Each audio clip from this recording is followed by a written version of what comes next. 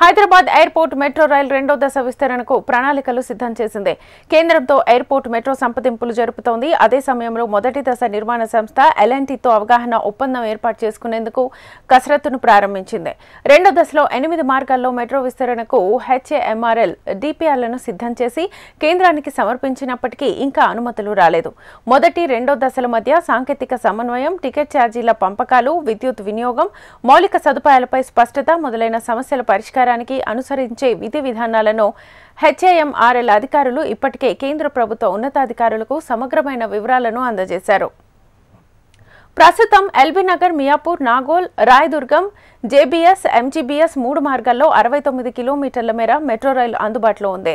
రెండో దశలో MGBS Chandrayangutta, LB Nagar airport, Rayadurgam, American consulate, LB Nagar, Hayat Nagar, Secunderabad, Medchal, Secunderabad, Shamirpet airport, Bharat future city తదితర 8 మార్గాల్లో సుమారు 116 కిలోమీటర్లకు పైగా నిర్మించనున్నారు. ఈ క్రమంలో మొదటి దశ లైన్లు, రెండో దశ లైన్ల నిర్వహణపైన నిబంధనలు రూపొందించుకోవాల్సి ఉంది. అలాగే టికెట్ ఛార్జీల పంపకాలు కూడా ఉండాలనేది కూడా మరో ముఖ్యమైన అంశం. మొదటి దశలో కేవలం 69 కిలోమీటర్ల రైళ్లు తిరుగుతున్నాయి.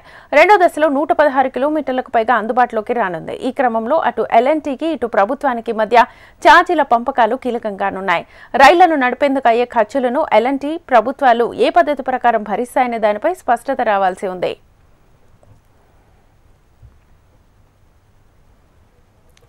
కేంద్రం లేవనెత్తిన వివిధ అంశాలపై సమగ్రమైన ఒప్పందం కుదిరిన తర్వాత మాత్రమే కేంద్రం నుంచి అనుమతులు లభించే అవకాశం ఉంది.